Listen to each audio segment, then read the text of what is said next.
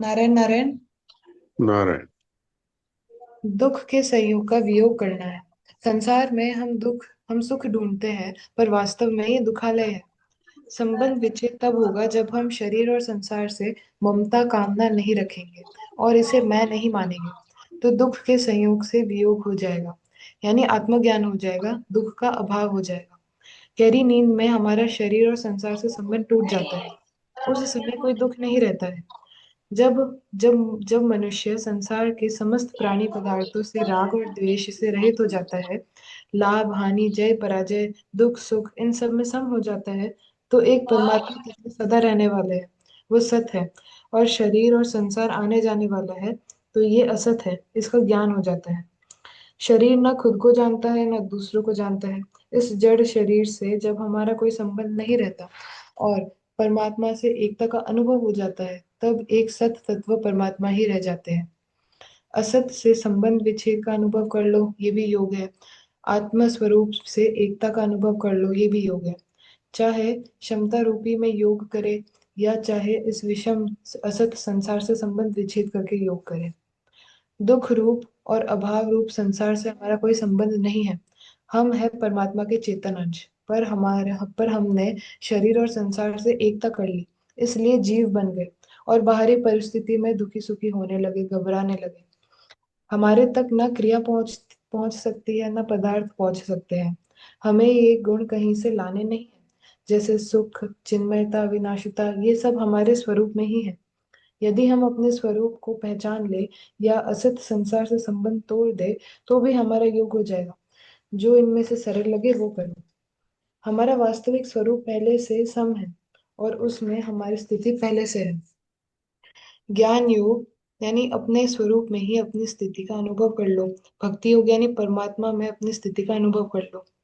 जो संसार और शरीर से अपनी स्थिति का अनुभव करता है, वो संसार के विषय और पदार्थों को अपना मानने में जीव बन जाता है। ब्रह्म का अंश होने पर भी जीव रूप में हो जाता है। हमें कुछ नया नहीं करना है। हमारी वास्तविक स्थिति परमात्मा में है, इसका अनुभव करना है।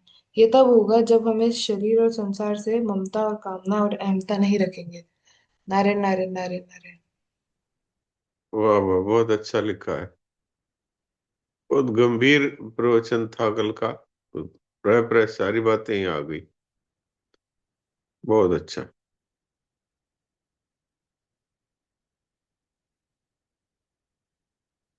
तो अभी हम गीता जी का शुद्ध पाठ का अभ्यास करेंगे।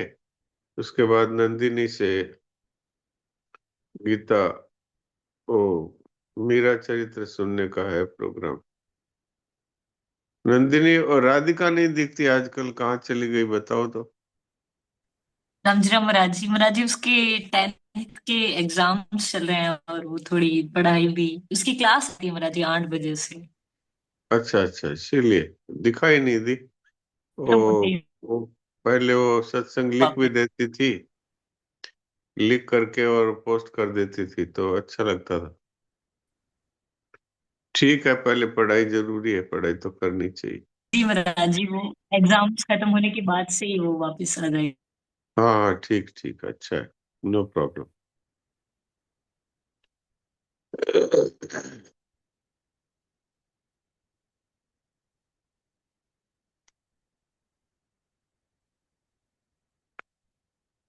तो आज हम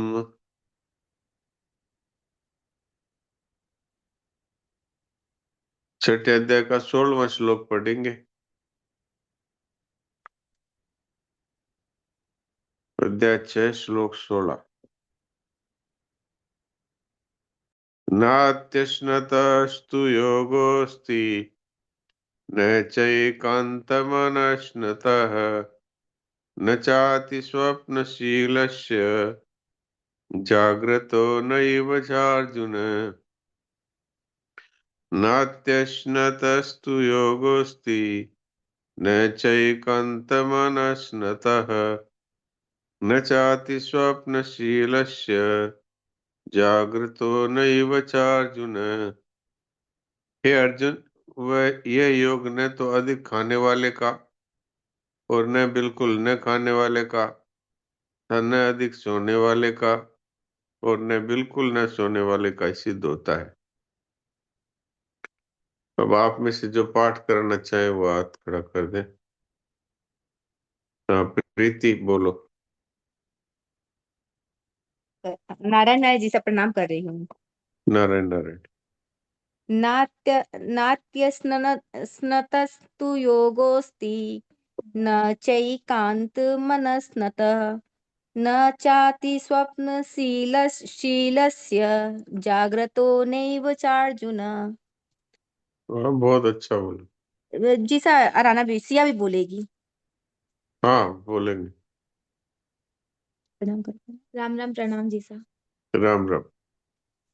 नात्यस्नितस्तु योगोऽस्ति न चैकान्तमनस्नतः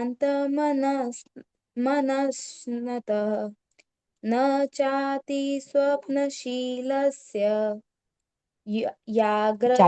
जाग्रतौ नैव चार्जुन। हाँ, बहुत अच्छा बोलो। शिया को भी बोलना चाहिए, अच्छा बोलती है। जी जी सर। रेखा। राम राम प्रणाम जी का। राम राम। नात्यस्नतस्तु योगोऽस्ति न चैकान्तमनशन्तः न चात्वी स्वपन्सस्य जाग्रतो नैव चारुजुन। नारायण नारायण। बहुत अच्छा। सुलोचना। प्रणाम महाराज जी। प्रणाम।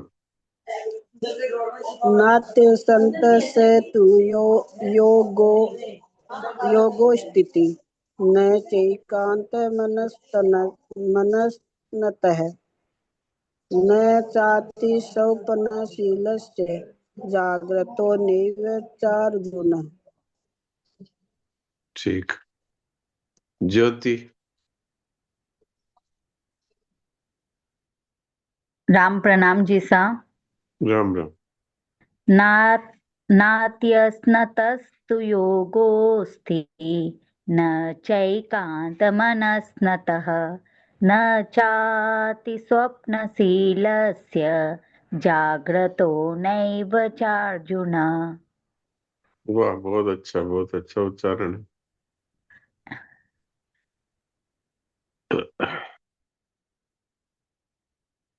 ठीक है, तो अब मेरा चरित्र सुनते हैं।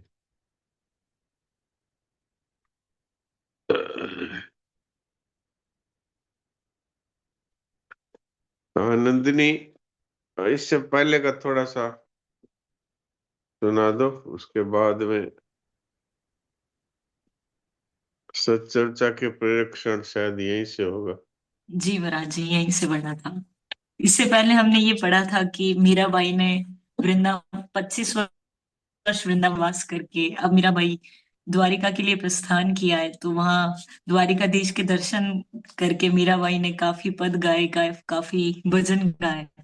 और मीराबाई फिर उन्हीं लीलाओं में प्रवेश करती, द्वारिका की लीलाओं में। अब इसके आगे से बढ़ना था महाराज। हाँ, ठीक है। मीराबाई ने यहाँ पर द्वारिका में अपने सुंदर केश है उनको मुंडवा लिया, और अब वो भगवा वेश धारण करके और हाथ में एक तारा लेकर के और वहां पर भजन गाती थी। आगे का सुनाइए, सच्चर्चा के प्रेक्षण। एक बार एक दुखी व्यक्ति जिसका एकमात्र जवान पुत्र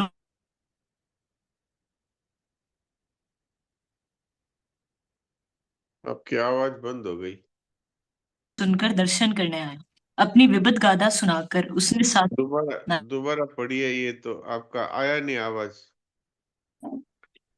जी महाराज मेरा जी। चरित्र प्रश्न संख्या 363, सच्चर्चा के प्रेक्षण। हाँ, अब पढ़िए।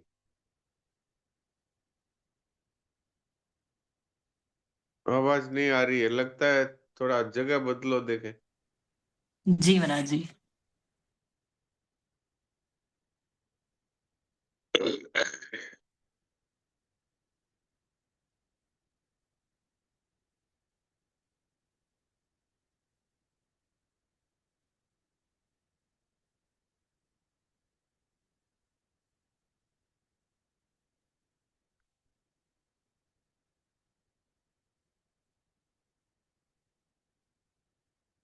नारायण नारायण महाराज जी, आवाज आ रही है अब?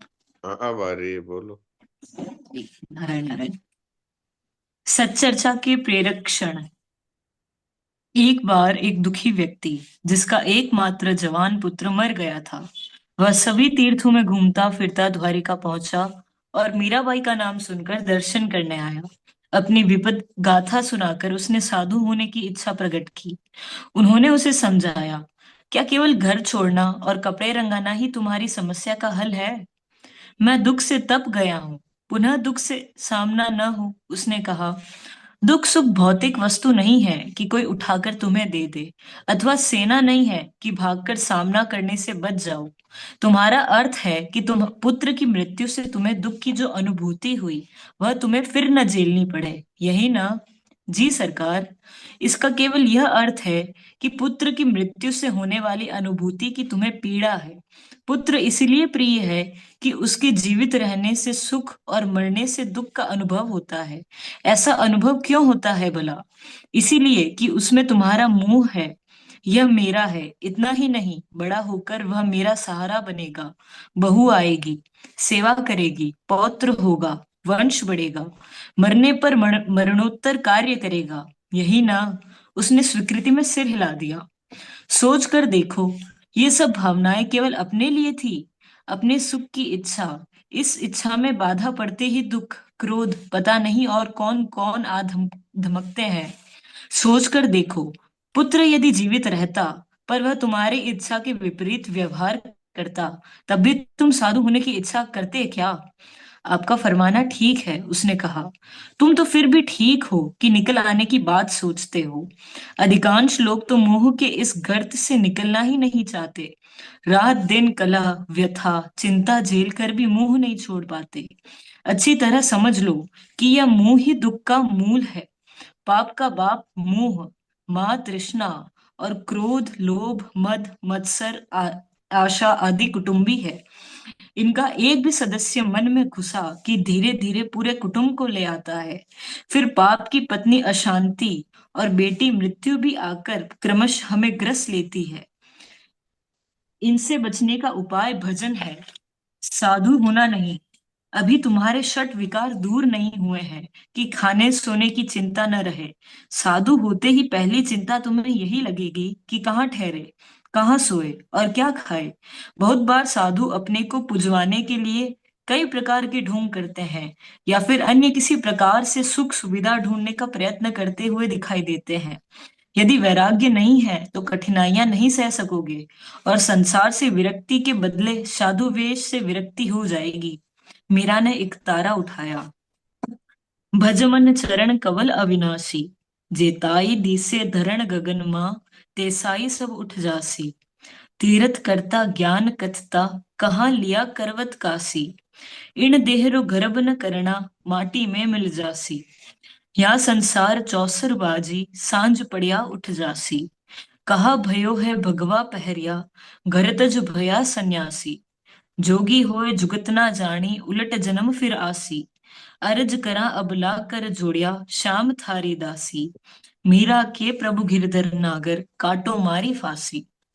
भजन का नियम लो, उसे किसी प्रकार टूटने न दो। घर का मालिक भगवान को बनाकर तुम मजदूर अथवा नौकर बन जाओ। कुछ भी करने से पूर्व भीतर बैठे स्वामी से पूछो कि यह कार्य ठीक है या नहीं। जिसका अनुमोदन हो वही करो। इस प्रकार तुम्हारे सारे कार्य, सारा जीवन पूजा हो जाएगा। इतने पर भी जीव को विश्राम मत दो। खाने सोने और आवश्यक बातचीत को छोड़कर इसे बराबर नाम में व्यस्त रखो। मारो तो मन राम ही राम रटेरे, राम नाम जप जगत प्राणी, कोटिक पाप कटेरे। जन्म जन्म रा खत पुराणा, श्यामा नाम फटेरे। कनक कटोरे इमरत भरियो, पीवत कुण नटेरे। मीरा रे प्रभु हरि अविनाशी, तन मन श्याम पटेरे। वर्ष भर में महीने 2 महीने का समय निकालकर सत्संग के लिए निकल पड़ो और अपनी रुचि के अनुकूल स्थानों में जा जाकर महज्जनों की वार्ता सुनो। सुनने का धैर्य आएगा तो उनकी बातें असर करेगी, उसमें तुम्हें रस आएगा। जब रस आने लगेगा तो तुम जिसका नाम लेते हो वह आकर तुम्हारे भीतर बैठ जाएगा। ज्यों ज्यों रस की बाढ़ आएगी, हृदय पिघल करके बह पड़ेगा, और वह नामी हृदय सिंहासन से उतरकर आंखों के आगे नृत्य करने लगेगा। इसलिए राम नाम रस पीजे मनुआ, राम नाम रस पीजे। तज कुसंग सतसंग बैठ नित, हरि चर्चा सुन लीजे। काम क्रोध मद लोभ मोह को चित से दूर करीजे। मीरा के प्रभु गिरधर नागर, ताही के रंग में भीजे। आज्ञा हो तो एक बात निवेदन करूं सरकार, एक सत्संगी ने पूछा। फरमाइए, मीरा ने कहा। जब घर में रहकर ही भजन करना उचित है अथवा हो सकता है, तो फिर श्री चरण रानी जैसे महत्वपूर्ण पद और अन्य सारी सुविधाओं को त्याग कर ये भगवा वेश, यह मुंडिक मस्तक, जिसके कोई बंधन नहीं है, उसके लिए घर बाहर एक जैसे हैं। सखी मैं तो सावरिया ने देखबो करारी, सांवरो उमरण सांवरो सुमरण, सांवरो ध्यान धरारी। जहां जहां चरण धरिया धरणी धर, तहां तहां तहां निरत करारी। मीरा रे प्रभु गिरधर नागर, कुंजा गैल फिरारी। और मुंह तो गिरधर रे रंग राती, पचरंग चोलो पहर सखीरी, झुरमुट खेलन जाती। जिणरा पिया परदेस बसत है, लिख लिख भेजे पाती।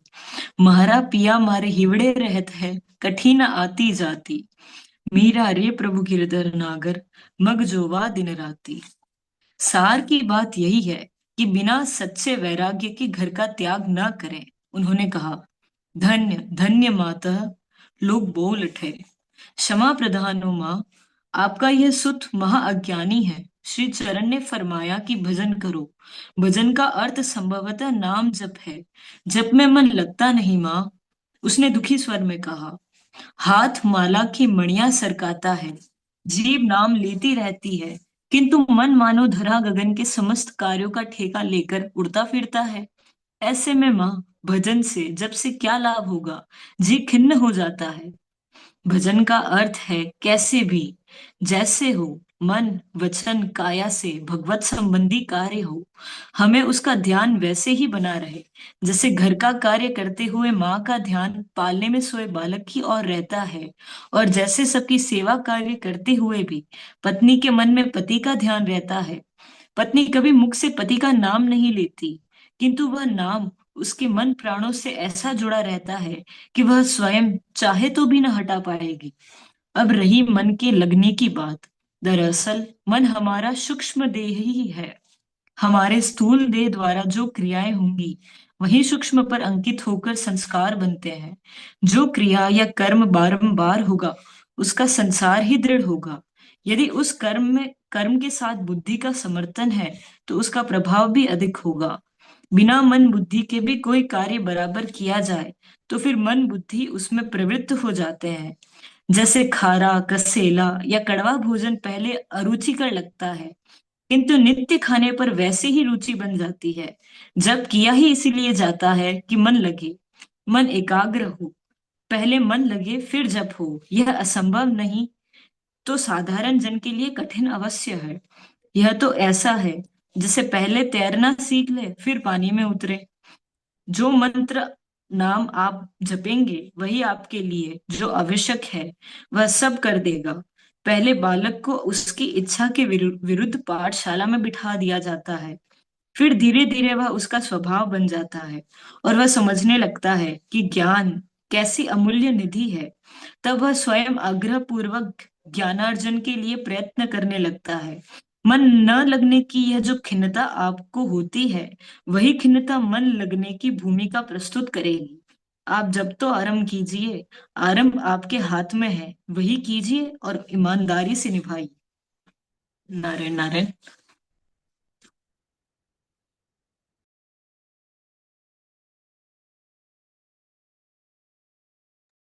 हाँ, विरह की दारुण दशा अपने पढ़िए। नारायण नारायण। विरह की दारुण दशा। सागर की उत्ताल तरंगे उन्हें विभोर कर देती, किंतु प्रिय विरह की दारुण व्यथा चैन नहीं देती। उन्हें वृंदावन की वे रातें याद आती, जब वे ललिता के साथ गोवर्धन गिरी के कुंजों यमुना पुलन और वृंदाविथियों में श्याम सुंदर की लीला दर्शन करती हुई घूमती थी। लगता था बस गंतव्य आ गया, अब कहीं नहीं जाना, कुछ नहीं देखना, कुछ नहीं कहना। किंतु धनी का धनी कौन है?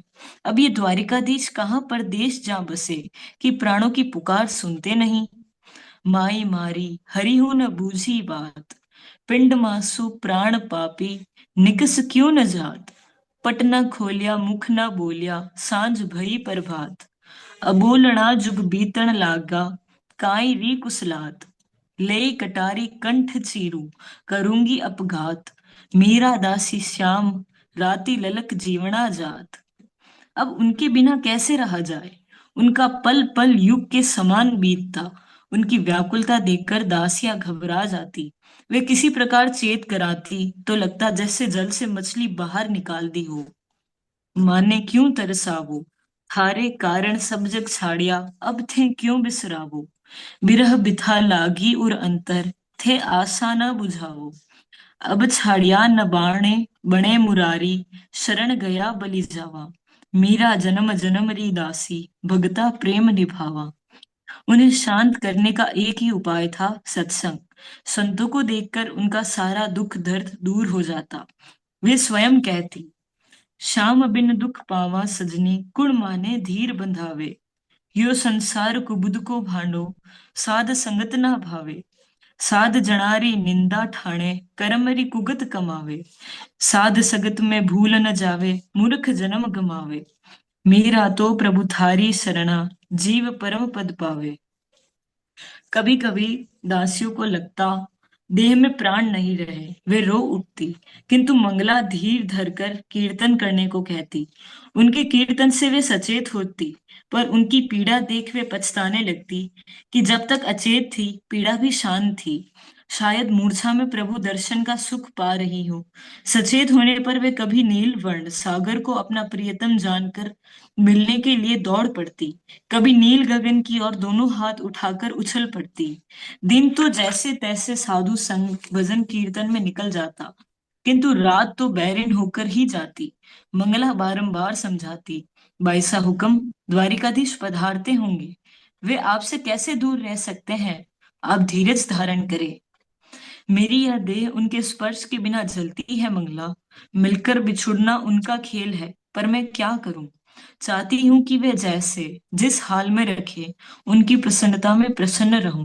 किंतु यह देह ही तो बाधा है। पापी प्राण इतना कष्ट पाते हैं, पर देह का मुंह छोड़ निकलते नहीं। शाम मिलन को घणो उमावो, नित उठ जोऊं बाटड़िया। दरस बिना मुहि कछु न सुहावे, जग पड़े न दिन रातड़िया। तड़फत तड़फत बहु दिन बीते, पड़ी बिरह की गांठड़िया। अब तो बेगी दया कर साहिब, मैं हूं थारी दासड़िया। नैन दुखी दर्शन को तरसे, नाभि न बैठे सासड़िया। रात दिवस ही आरत मारे, कब हरि राखे आटड़िया। मीरा रे प्रभु कब रे मिलोगे, पूरो मनरी आसड़िया। वे कहती, सखी मारी नींद नसाणी हो, पियरु पंथ निहारत सब रैन बिहाणी हो। सखियां सब मिल सीख दई, मन एक न मानी हो। बिन देखा कल न पड़े, मन धीरज न आनी हो। अंग खिण व्याकुल हुआ, मुख पीब पीब बाणी हो। अंतर बेदन बिरह की मारी, पीड़ न जानी हो। ज्यों चातक घन सुमरे मछली, ज्यों पानी हो। मीरा व्याकुल बिरहिणी, सुध बुध बिसरानी हो। एक दिन वे अचेत पड़ी थी। मुखाकृति ऐसी डरावनी हो गई थी कि किसी प्रकार पहचान में नहीं आती थी। मुख से झाग और आंखों से पानी निकल रहा था। उनका तप्त कंचन वर्ण झुलसी कुमुदनी सा और देह फूलकर पानी भरी पानी भरी मशक सी दिखाई देती थी। मुख से अस्पष्ट स्वर निकलता। उस दशा को किसी भी प्रकार प्रयत्न करने करके भी वे समझ नहीं पा रही थी। सब मिलकर रोते हुए प्रार्थना कर रही थी, हे द्वारिकानाथ, मैं तो जन्म अभागन हा। ऐसी स्वामिनी पाकर भी न तुम्हारी भक्ति कर पाई, न उनकी समुचित सेवा ही बन पड़ी। इतने पर भी हे जगन्नाथ, किसी जन्म में हमसे भूल से भी कोई पुण्य बन गया हो तो कृपा कर हमारी स्वामिनी को दर्शन दो। हमें भले जब तक धरती हमें भले जब तक धरती रहे नरक में डाल देना, पर अब इनकी यह दशा देखी नहीं जाती। हम असहाय क्या करें। वे फूट फूट कर रो पड़ी। उसी समय द्वार पर सुनाई दिया, अलख। हे भगवान, अब इस राजनगरी में कौन निर्गुनिया आ गया। कहते हुए शंकर उनका स्वागत करने उठा। तुम ठहरो, मैं जाती हूँ। चमेली उठकर गई। उसने देखा, यह तो अलौकिक साधु है। सिंगी सेली मुद्रा, भगवा वस्त्र धारण किए, 16-17 वर्ष का सांवला सलोना किशोर। चमेली ठगी सी कुछ क्षण देखती रही, फिर प्रणाम करके खोए खोए स्वर में बोली, पधारे भगवान, आसन ग्रहण करे, आज्ञा करे, क्या सेवा करूं। देवी, तुम्हारा मुख म्लान है, कोई विपत्ति हो तो कहो। सन्यासी ने कहा, आप प्रसाद ग्रहण करेंगे कि अपने हाथ से बनाकर पाएंगे, सो बताएं। हमारी विपत्ति असीम है और जगदीश के अतिरिक्त उसे कोई नहीं मिटा सकता। चमेली ने उदासीन स्वर में कहा, कहाँ है, कैसी है वह विपत्ति, तनिक देखूं। सन्यासी उठ खड़े हुए।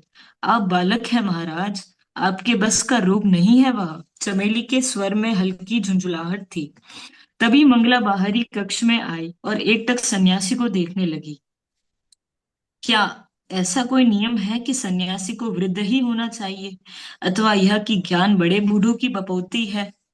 नहीं प्रभु, इसका ऐसा आशय नहीं था। मंगला एकदम से बोली, हमारी स्वामिनी बीमार है और हम सब उनके जीवन से निराश हैं।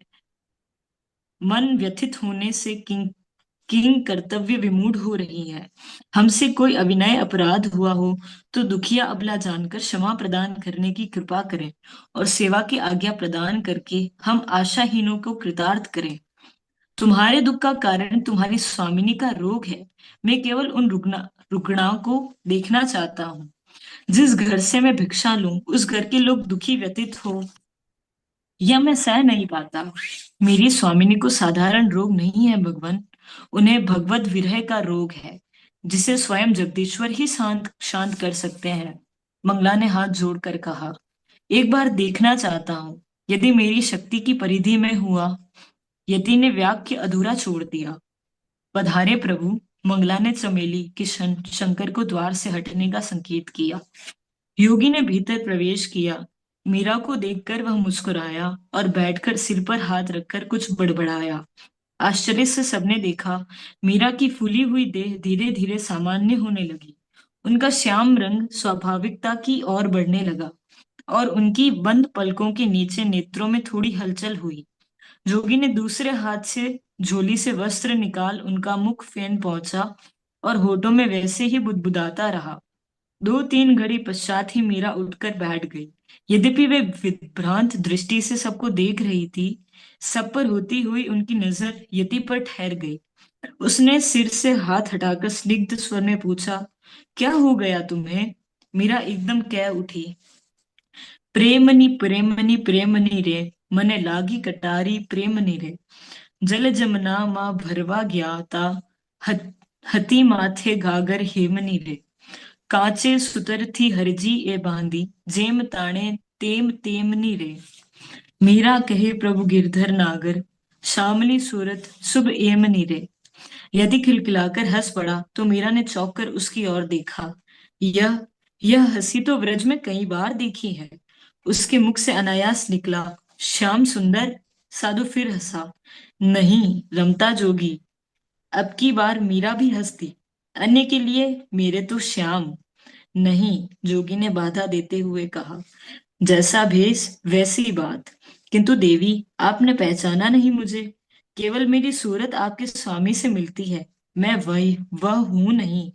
मीरा ने आंखों में आंसू भरकर गाया, मुखडानी माया लागी रे मोहन प्यारा। मुखड़ू में जोऊं तारू सर्व जग थयूं खारू। मन मारू रयू न्यारू रे। संसारनु सुख एवं झांझवाना नीर, जेवू तेने तुच्छ करी फरिये रे। मीरा बाई बलिहारी आशा मन एक तारी हुए, हूं तो बड़ भागी रे।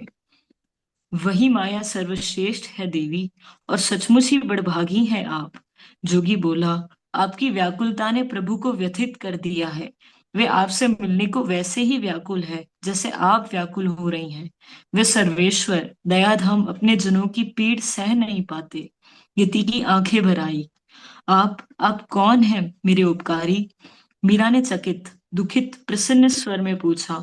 उनका निजी सेवक, प्रभु ने संदेश पठाया है। क्या क्या कहा मेरे स्वामी ने? क्या फरमाया है? मेरे लिए कोई आदेश? वे रोने लगी। क्या कहूँ भाई, मुझ अभागिन से उनकी आज्ञा का पालन पूरी तरह नहीं हो सका। मैं उनका वियोग प्रसन्न मन से नहीं झेल सकी। मुझे कहो, क्या आदेश है प्रियतम का? वे यदि न आना चाहे, आने में कोई कष्ट हो, बाधा हो, तो भी कभी ना आए। मैं ऐसे ही जीवन के दिन पूरे कर लूंगी। जीवन होता ही कितना है। आप पहले स्नान कर प्रसाद पाले। उसने अपने पीछे खड़े सेवक वर्ग की ओर देखा। ये सब भी न जाने कब से उपासे हैं। ठीक है, इसको एक बार यहीं तक रखते हैं। मीराबाई है वो विरह में व्याकुल है, और भगवान है वो, उन्होंने एक प्रकार से स्वयं ही आए हैं, पर वो कह रहे हैं कि मैं उनका सेवक हूँ।